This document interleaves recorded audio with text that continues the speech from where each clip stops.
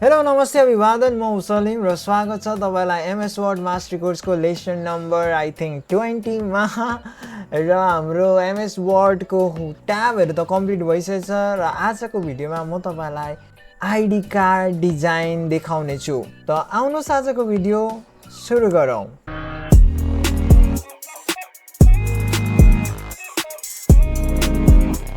तो ID card बनाउनको लागि तपाई जानुहोस् इन्सर्ट ट्याबमा, देन शेप लिनु पर्यो। शेप यहाँबाट लिनुहोस् रेक्टेंगल शेप, देन ड्र गर्नुहोस्। ड्र गरिसकेपछि यसको साइज दिनुपर्छ जो हामी यहाँबाट दिनेछौँ शेप फर्मेटमा। एन्ड यहाँ साइज तपाई दिनुहोस् 8.5 सेन्टिमिटर यसको हाइट, 5.5 यसको उचाइ हैन चौडाइ। एन्टर गर्नुहोस्। हाम्रो शेप रेडी छ हैन। हल्का जुम गरौँ एन्ड यसको फिललाई हटाइदिउँ। शेप फिललाई गएर नो फिल गर्नुहोस् एन्ड आउटलाइनलाई अहिले राखौँ।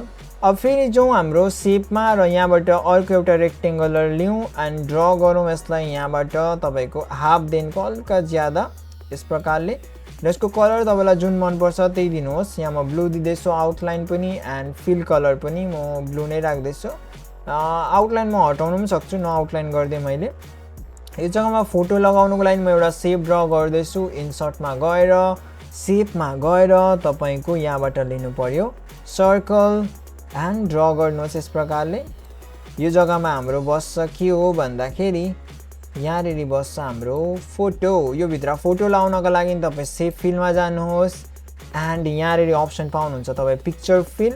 अब यो अप्सन कहाँ आउँदैछ भन्दाखेरि शेप फर्मेटमा आउँदैछ यो तपाईको शेप फिल भन्ने अप्सन। अब यहाँसम्म त तपाईलाई थाहा छ।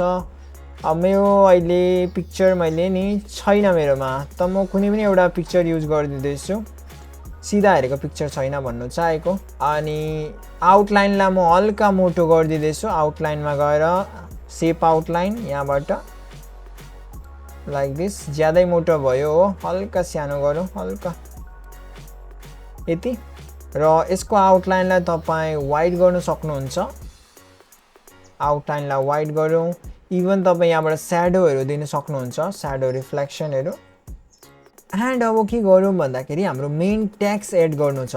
सो टेक्स्ट एड गर्नको लागि हामी युज गर्ने छौं तपाईको text box. Draw text box. Text बक्समा जानुहोस् insert tab text box, then draw text box, then draw गर्नुहोस्, देन लेख्नुहोस्।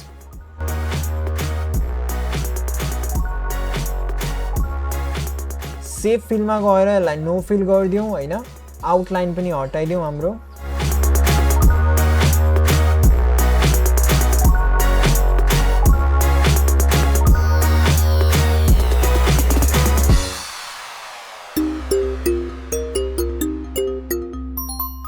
अब यसकै शेपमा यहाँ क्लिक गरेर तपाई कन्ट्रोल डी गर्नुहोस्। यसको डुप्लिकेट आउँछ, यसलाई मुनि राखौँ र यहाँ चाहिँ तपाई आफ्नो लोकेसनलाई लेख्नुहोस्। जस्तो मैले यहाँ लेखे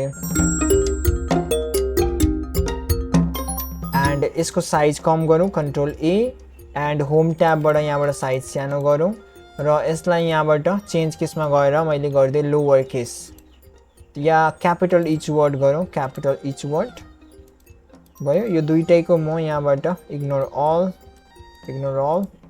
एन्ड यति भइसकेपछि यसलाई म यहाँबाट सेन्टरमा गरिदिँदैछु यस प्रकारले। यसलाई यहाँ बक्सको साइज हल्का सानो गरौँ। बक्सको साइज हामीलाई यत्रो ठुलो चाहिएको छैन अहिले हैन।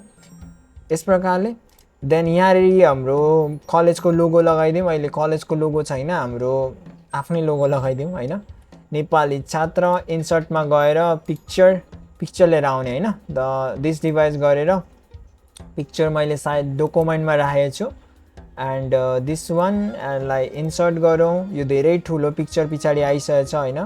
यसलाई सबैभन्दा पहिला त पिक्चर फर्मेटमा गएर यसको पोजिसनलाई यहाँबाट र्याप टेक्स्ट गर्दा र्याप टेक्स्टमा गएर पोजिसन यसको हामी इन फ्रन्ट अफ टेक्स्ट गर्दिउँ या इन फ्रन्ट अफ टेक्स्ट गर्दा पनि हुन्छ भयो। एन्ड यसलाई साइज सानो गरौँ।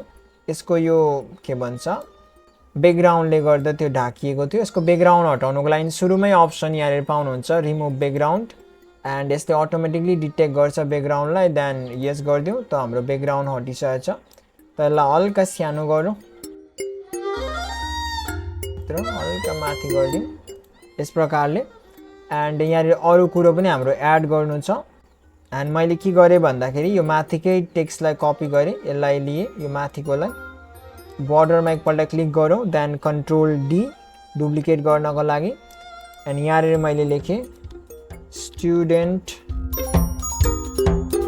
साइज सानो गरौँ control A, and control shift less then shortcut हो साइज कम गर्ने हैन, तपाईलाई थाहा छैन भने म भनिदिँदैछु।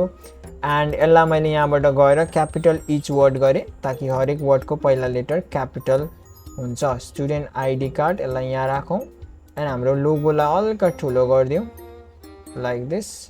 अब मुनिपट्टि कतिपय डिटेलहरू हामीलाई भर्नुपर्छ, लाइक स्टुडेन्टको नाम भयो होइन, एन्ड उसको कोर्सहरू भयो।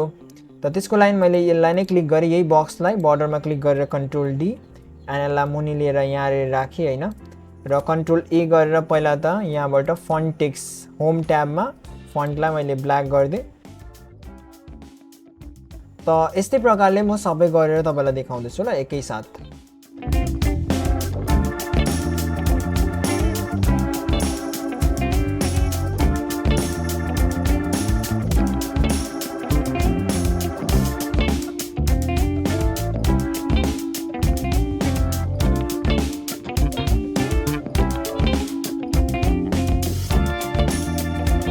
अब मुनिपट्टि एउटा रेक्टेङ्गल लिउँ हो, हाम्रो इन्सर्टमा गएर रेक्टेङ्गल यहाँबाट ड्र गरौँ, सानो रेक्टेङ्गल। यसको कलर पनि हामी ब्लू नै राखौँ, ब्लू, एन्ड आउटलाइनलाई हटाइदिउँ, नो आउटलाइन।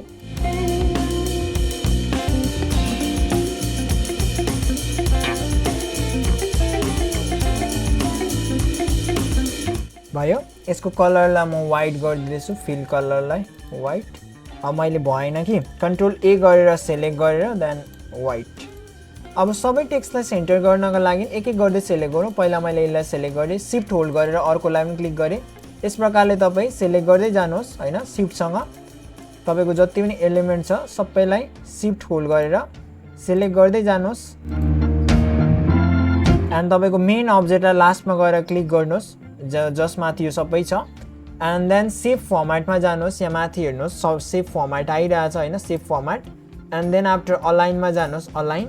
मुनिपट्टि यो वाला अप्सन चेक हुनुपर्छ, align selected object, align to page पनि होइन, अलाइन टु मार्जिन पनि होइन, अलाइन सेलेक्टेड अब्जेक्ट गर्नुहोस्।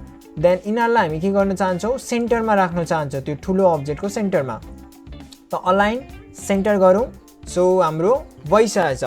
एन्ड एक काम गर्छु म, पेज कलर अर्कै गरिदिनु पऱ्यो, डिजाइन ट्याबमा गएर पेज कलर। त हाम्रो आइडी कार्ड डिजाइन भइसकेछ। त यस प्रकारले तपाईँ पनि आफ्नो आइडी कार्ड बनाउन सक्नुहुन्छ। आई होप एउटा आइडिया तपाईँलाई लाग्यो होला। त नेक्स्ट भिडियोमा हामी डिजाइन गर्नेछौँ भिजिटिङ कार्ड। त्यो भिडियो इन्ट्रेस्टिङ हुनेछ र त्यसलाई पनि हेर्न नबिर्सिनु होला। Thanks for watching.